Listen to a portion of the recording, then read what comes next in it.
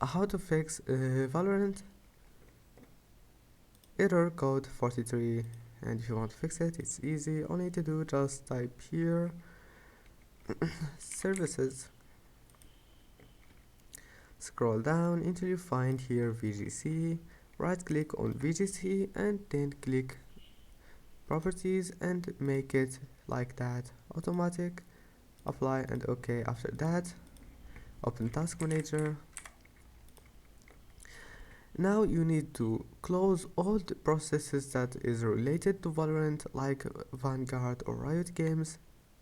Just make sure there is no process related to Valorant, and like this one here, if you find it, click on it and click end task.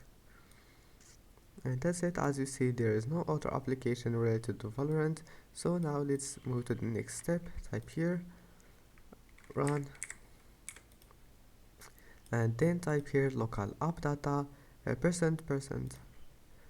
Then scroll down until you find Valorant and then go to save it, and here we'll find logs. Right click on it and click delete. After that, go to config, right click on crash report client and click delete. And I hope that can help you. Please don't forget to like and don't forget to subscribe, and see you in the next video.